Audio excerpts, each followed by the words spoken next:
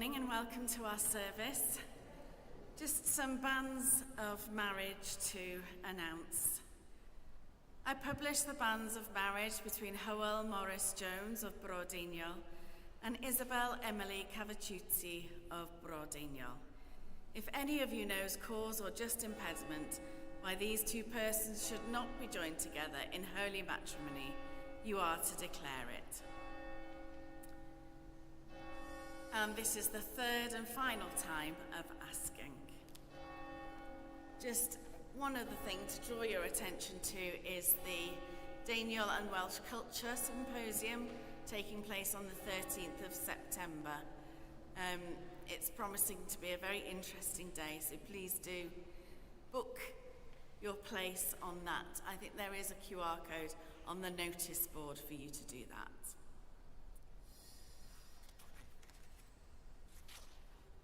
One generation shall praise your works to another and shall declare your power.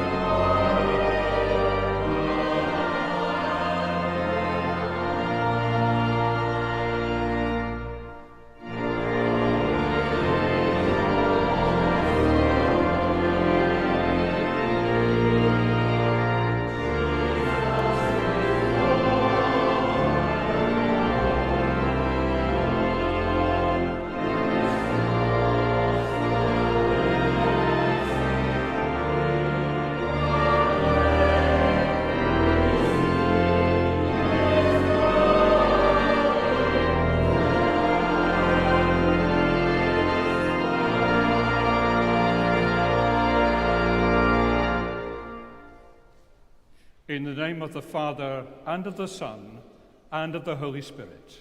Amen. Grace and peace be with you. One generation shall praise your works to another, and shall declare your power. As we gather to celebrate this Holy Eucharist to the glory of God, we prepare ourselves by confessing our sins. Trusting in the goodness of our merciful Father, upheld by the gentleness of our companion Jesus, seeing our lives anew in the radiance of the life-giving Spirit.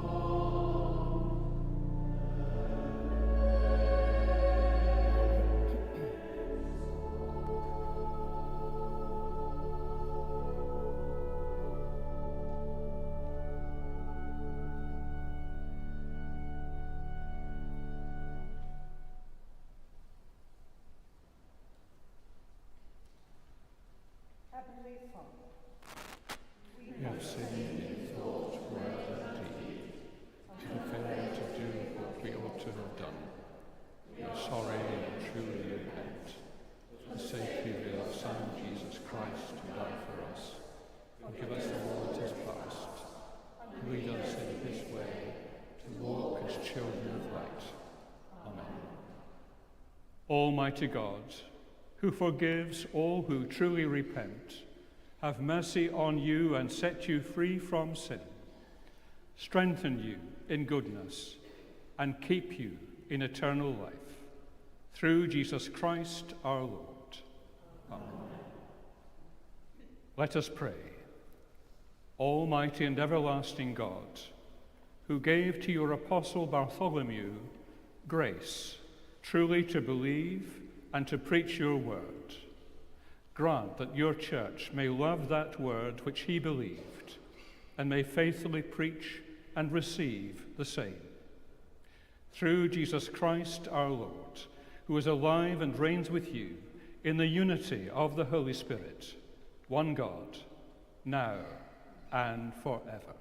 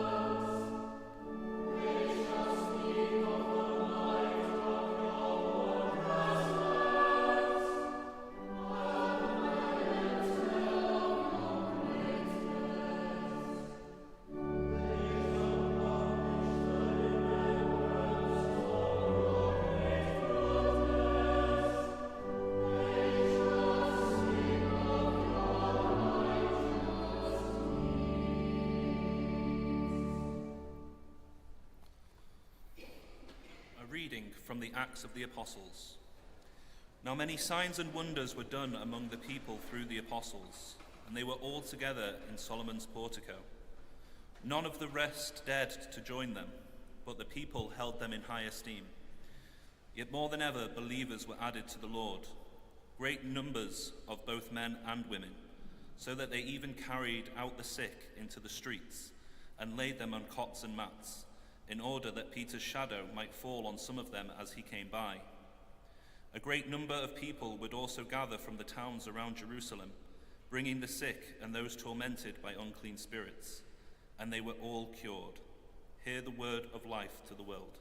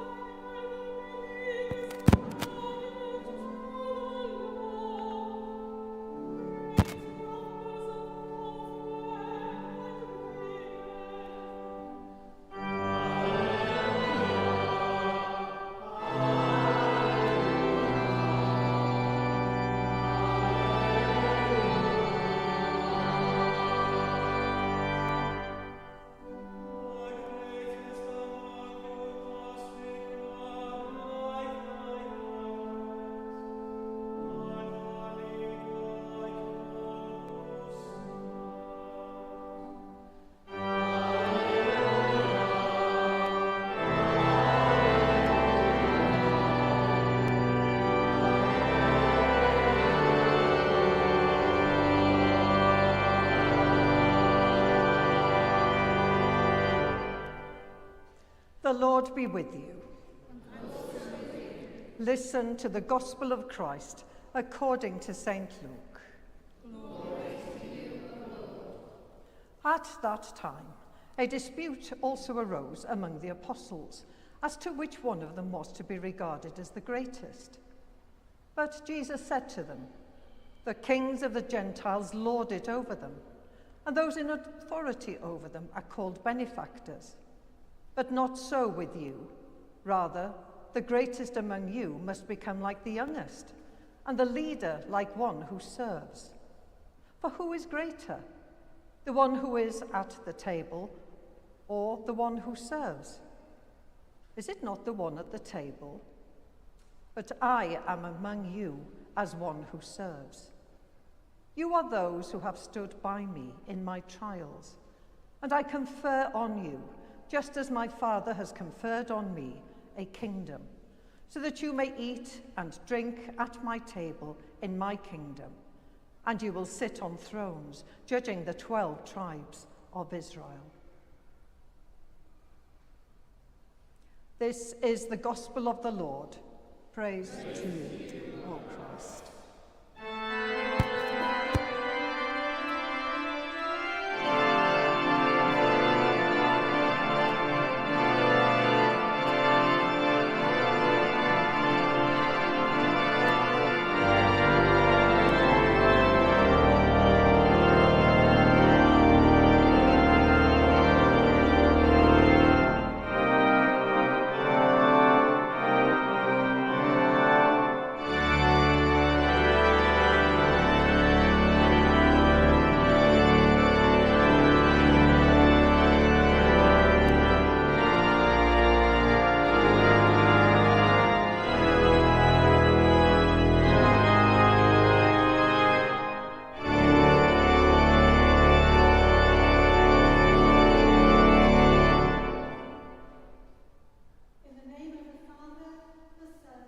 Holy Spirit.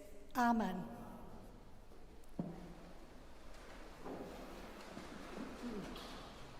Today we celebrate St. Bartholomew. Now, who exactly was he? He was one of the apostles, whose work in the service of Jesus, his risen Lord, known only to God. Matthew, Mark, and Luke all name him as one of the 12 apostles, called by Jesus to follow him. He is also named in the book of Acts, but there is no mention of him anywhere else in the New Testament.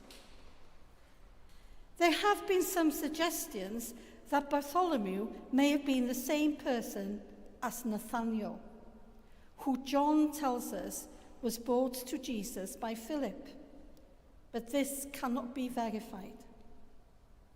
What we do know is that Bartholomew, that he shared with the other apostles the experience of following Jesus throughout his ministry. He would have witnessed all Jesus did and said.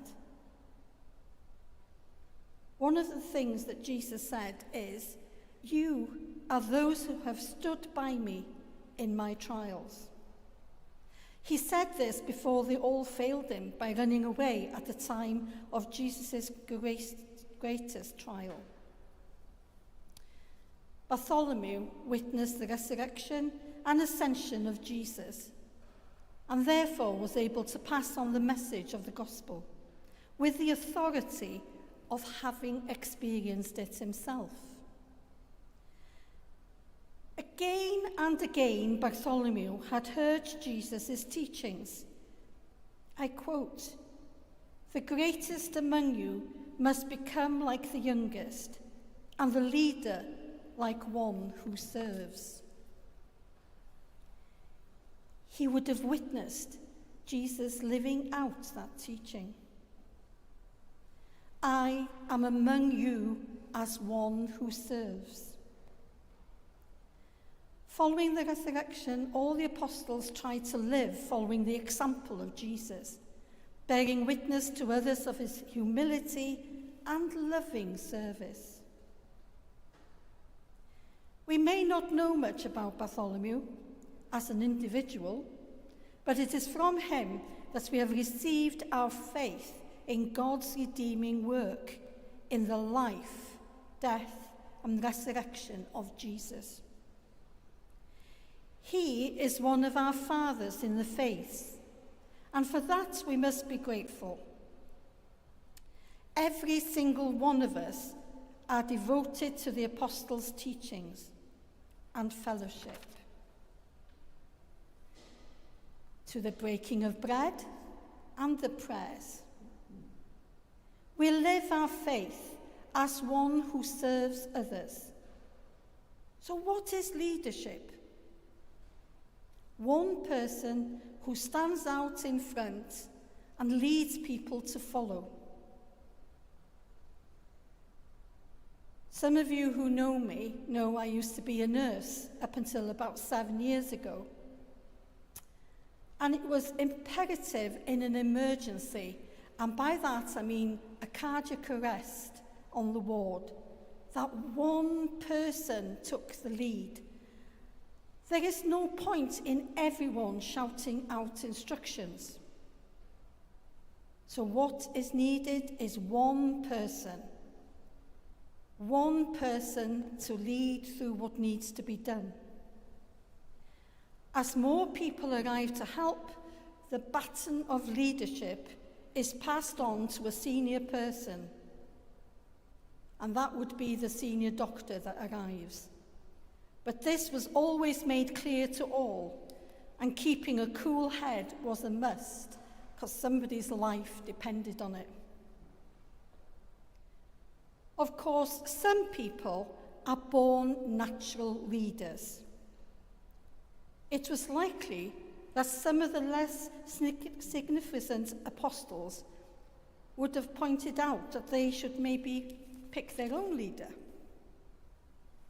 And they thought that John would be the choice, because most thought, after Jesus, that John was the greatest. But some disagreed.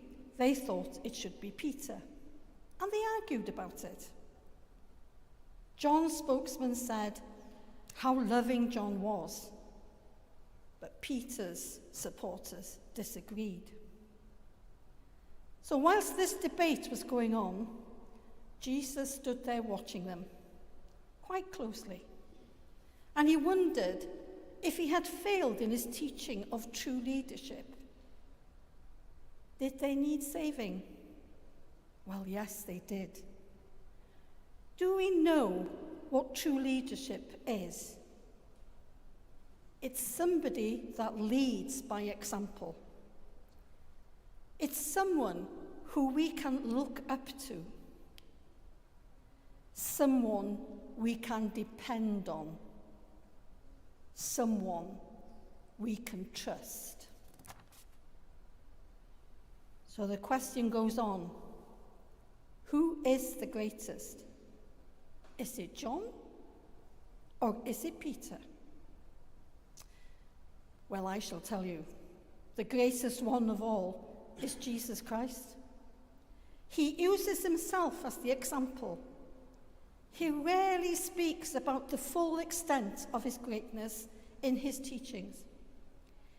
He did not go on and on about how great he was, although he had every right to do so.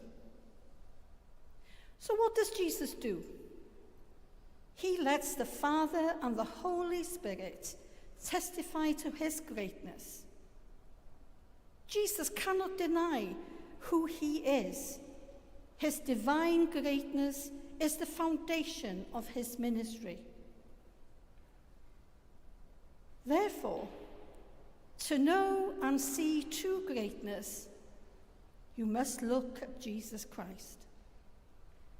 He is great because of who he is. He is the second person of the Trinity, the only begotten Son of God. Jesus always is, and always has been, and always will be, very God of very God. He is not merely a man, but he has every attribute of deity, every name of deity, every claim of deity. Jesus Christ is the Lord God. No one is greater than he is.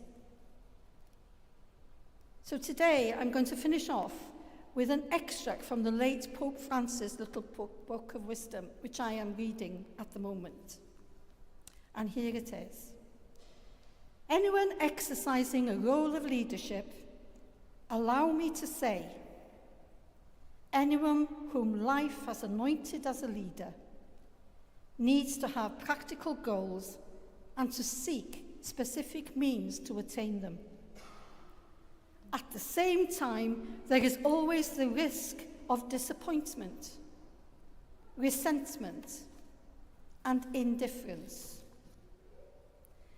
If our plans and goals do not materialize.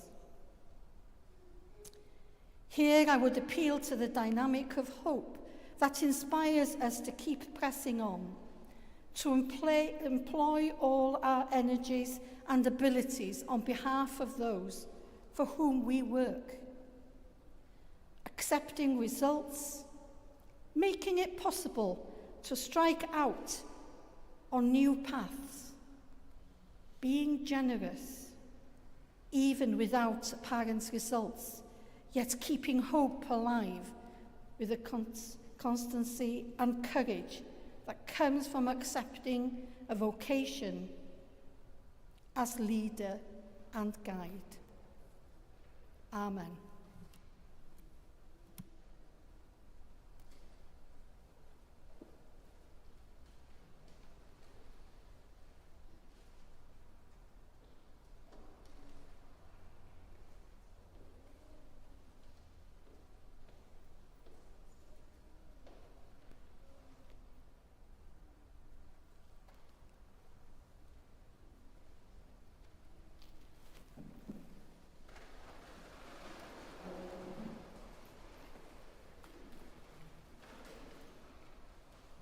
Together, let us affirm our faith.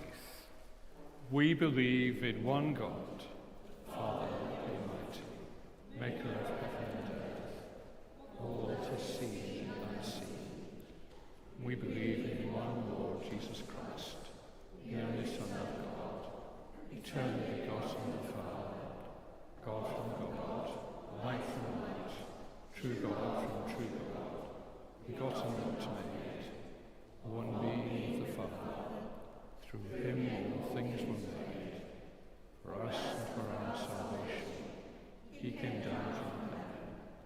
By the power of the Holy Spirit, he became incarnate of the Virgin Mary, and was made man. For our sake he was crucified under Pontius Pilate.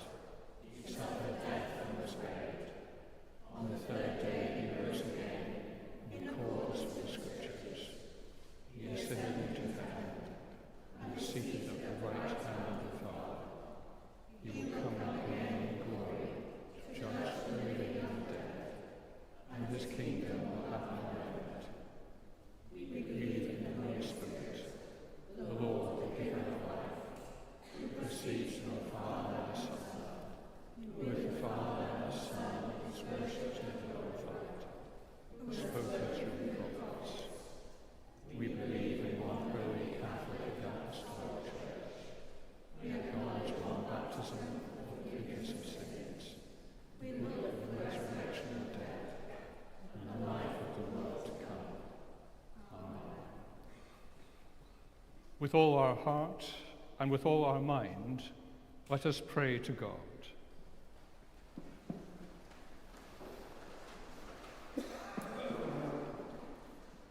Let us pray to God, by whose authority we are called to his service.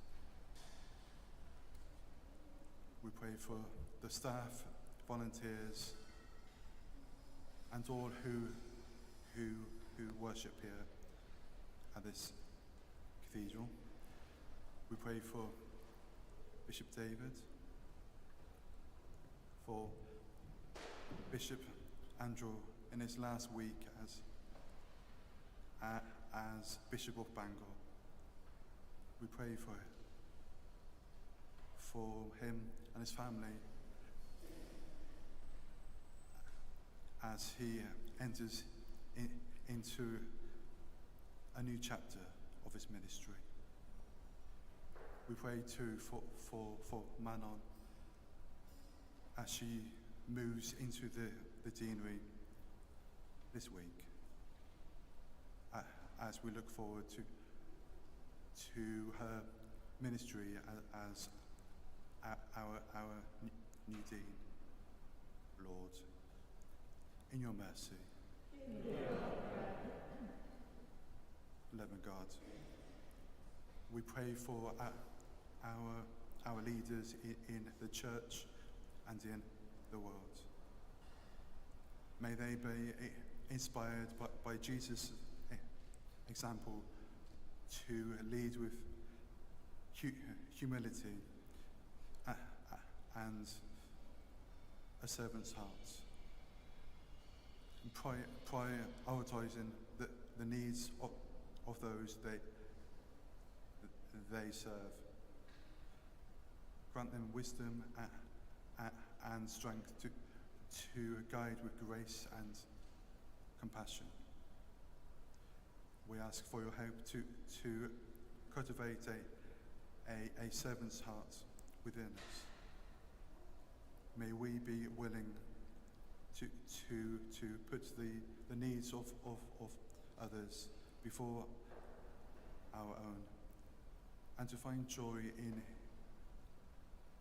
serving them, just as you served us, Lord, in your mercy.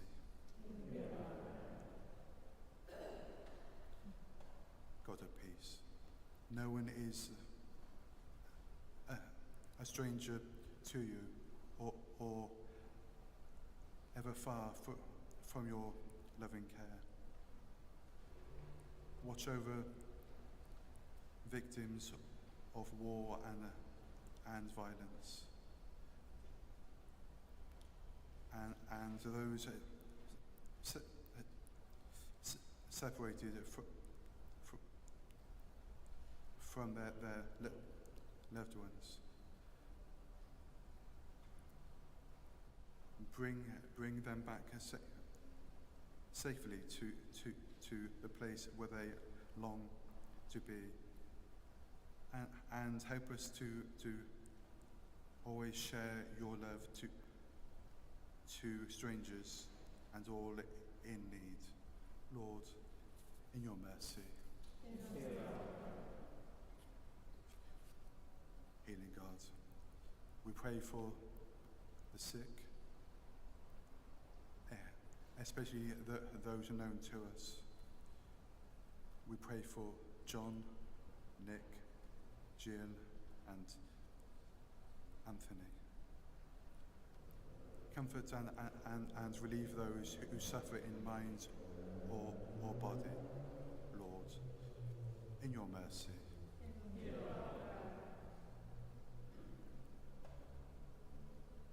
We commend those who have died in the faith of Christ. We pray for Ian Scott Bradley, Peter Reed, Michael Parsons, Rita Robinson, Moira Muir, Nane Mays, Gwyn Jones, Midcare. We pray too for those whose year's mind is at this time. John Smith-Dickey, Michael Scanlon, Simon Hall. Keep us constant in the same faith now and at the last. Rest eternal grant unto them, O Lord. May they rest in peace. Confessing Christ as the Son of God, we pray in his name. Merciful Father, accept these prayers for the sake of your Son, Saviour Jesus Christ. Amen.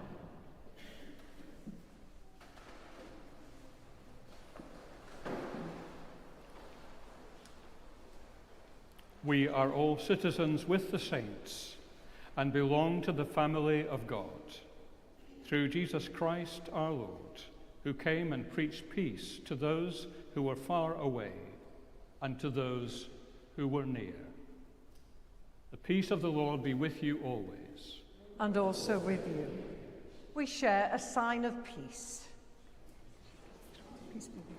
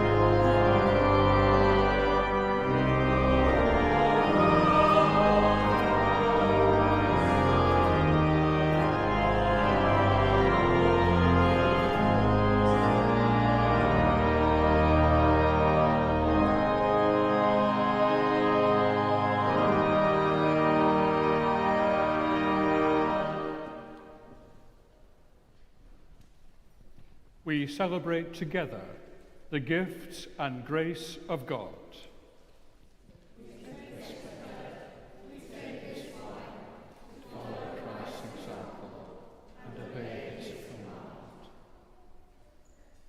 The Lord be with you. Lift up your hearts. Let us give thanks to the Lord our God. It is indeed right, it is our duty and our joy, at all times and in all places, to give you thanks, Holy Father, all-powerful and ever-living God, through Jesus Christ our Lord, who called his apostles and sent them out to preach the good news, to heal the sick, to restore the lost, and to announce the coming of your kingdom, that all may know the redeeming power of his death and resurrection. And so, with the hosts of angels and all the company of heaven, we proclaim the glory of your name and join in their unending hymn of praise.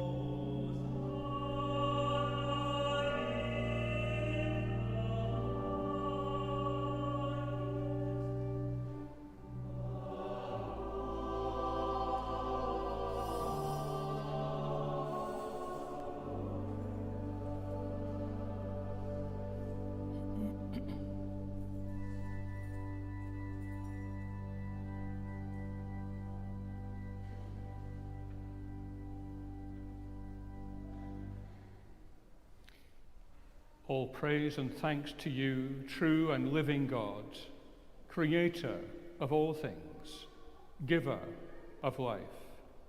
You formed us in your own image, but we have marred that image and fall short of your glory. We give you thanks that you sent your Son to share our life. You gave him up to death that the world might be saved, and you raised him from the dead that we might live in him and he in us. Sanctify with your Spirit this bread and wine, your gifts to us, that they may be for us the body and blood of our Saviour, Jesus Christ. On the night he was betrayed, he took bread, and when he had given thanks, he broke it and gave it to his disciples, saying, "Take, eat. This is my body, which is given for you. Do this in remembrance of me."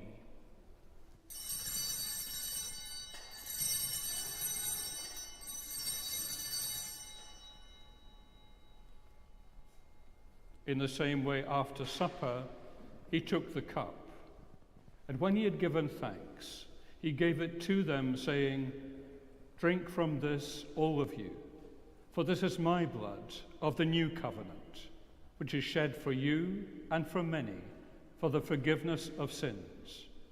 Do this as often as you drink it in remembrance of me."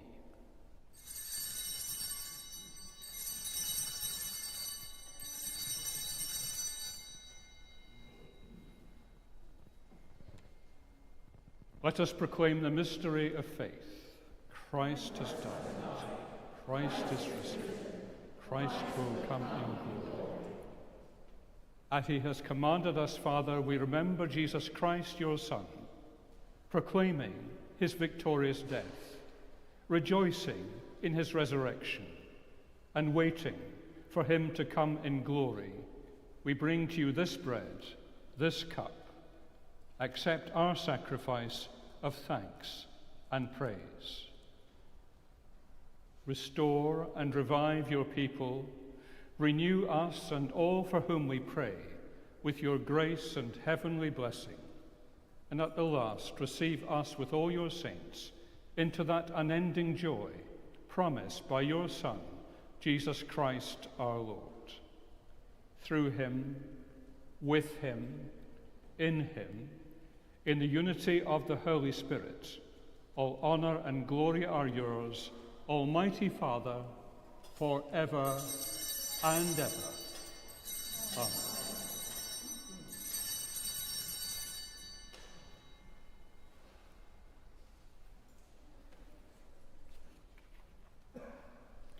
As our Saviour taught us, we boldly pray, Our Father, who art in heaven, hallowed be thy name. Thy kingdom come, thy will be done, on earth as it is in heaven. Give us this day our daily bread, and forgive us our sins, as we forgive those who trespass against us. And lead us not into temptation, but deliver us from evil.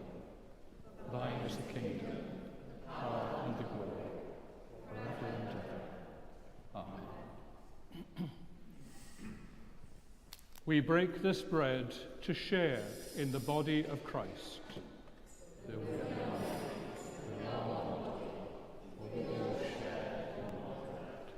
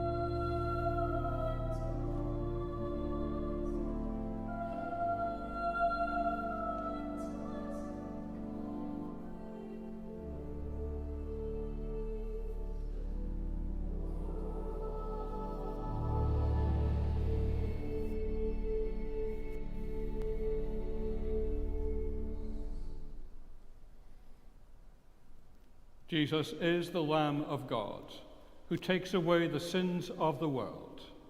Happy are those who are called to his supper. Lord,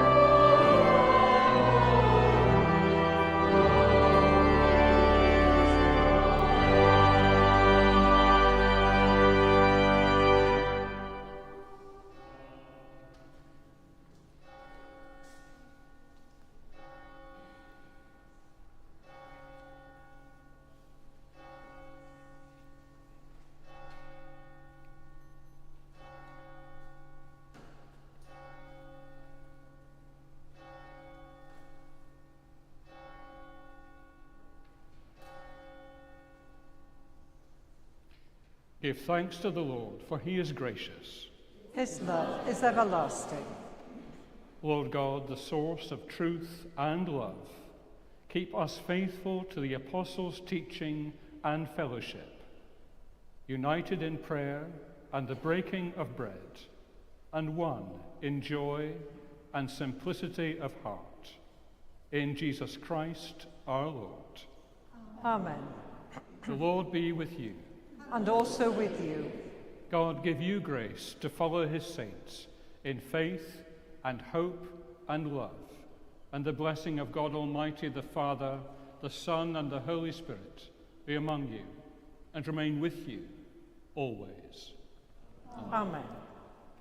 Go in peace to love and serve the Lord. In the name of Christ. Amen.